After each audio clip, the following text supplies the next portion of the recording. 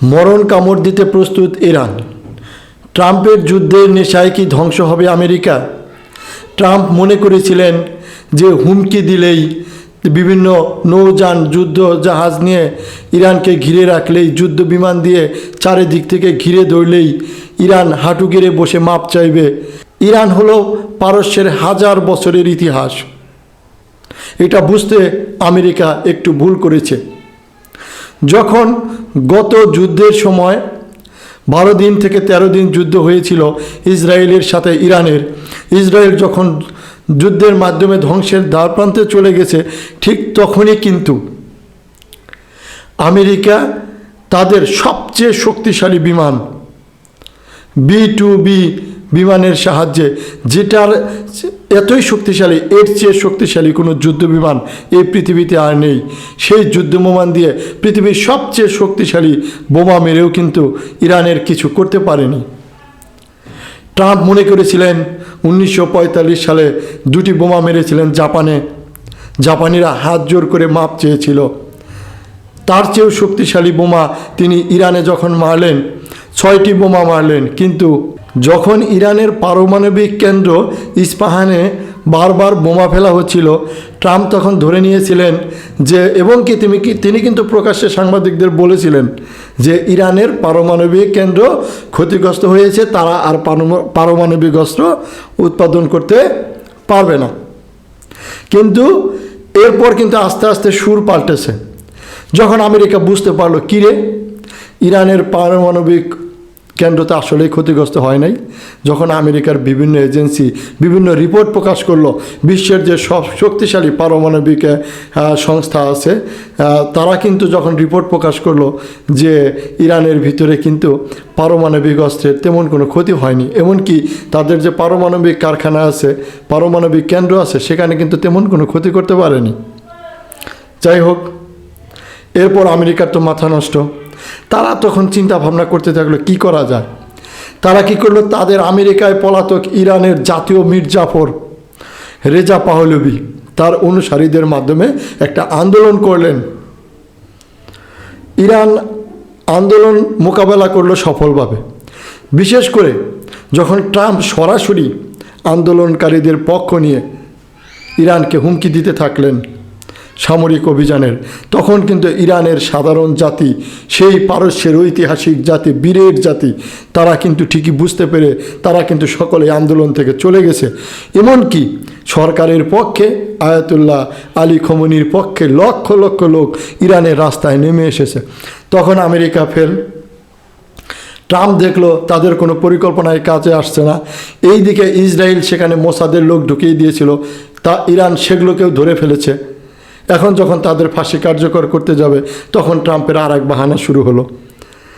কিন্তু ট্রাম্প এখন কি করলো, যখন দেখলো যে না, এখন তো সরকার পতন হলো না, এরপর বললো দেশে গণতন্ত্র নাই, দেশে সরকার পরিবর্তন করা দরকার, এই সব কথা সুর তুলল।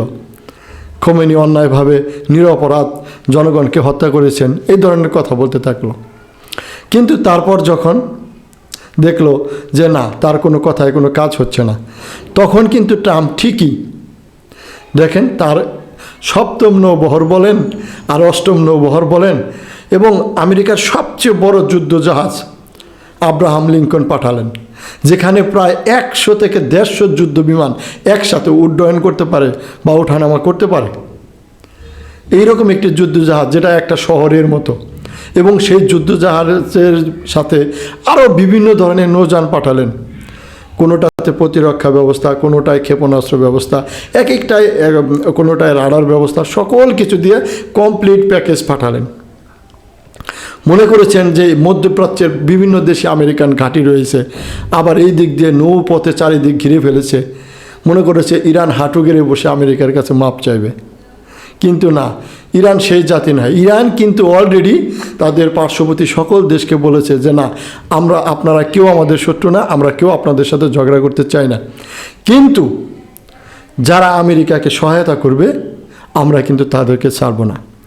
এর মধ্যে সৌদি আরব কিন্তু বুঝতে পেরেছে যে আজকে যদি ইরানকে ঘায়েল করে, নেক্সট টার্গেট আমেরিকার সৌদি এবং পাকিস্তান। তো সৌদি আরব সেটা ভালো করে জানে, সেই জন্য সৌদি আরব কিন্তু সরাসরি আমেরিকাকে বলেছে যে এই যুদ্ধে আমরা আমাদের আকাশপথ স্থলপথ কিচ্ছু ব্যবহার করতে দেব না, একদম স্পষ্ট ভাষায় বলেছে। সেখানে আমেরিকা পিছিয়ে পড়েছে, আবার আরব আমিরাত বলে দিয়েছে। এখন 2-1টা মধ্যপ্রাচ্যের মির্জাফর আছে, জর্ডান আছে, এরকম 2-1টা মির্জাফর ছাড়া আর কেউ আমেরিকাকে কোনো জায়গা দেবে না। যাই হোক, ইরান কিন্তু থেমে নেই। ইরান তাদের জলপথে, তারা দেখেন ইরান কি বুদ্ধিমান। ইরান বুঝেছে যে আমরা কিন্তু যুদ্ধ বিমানে আমেরিকার সাথে পারবো না। তারা কিন্তু ড্রোন প্রযুক্তিতে এগিয়েছে। ইরান এমন একটি করে ড্রোন তৈরি করেছে যেটা একটা যুদ্ধ বিমানের মতোই কাজ করবে। তারা কিন্তু সেই যুদ্ধ বিমান এর জন্য একটি জাহাজও তৈরি করেছে, যে যুদ্ধ বিমানগুলো যেরকম আমেরিকানে যে আব্রাহাম লিঙ্কনের মাঝখান দিয়ে যেরকম ওঠানামা করে, কিন্তু ইরানেরও কিন্তু সেরকম একটি যুদ্ধজাহাজ নামিয়েছে যেটা থেকে ড্রোন ওঠানামা করে।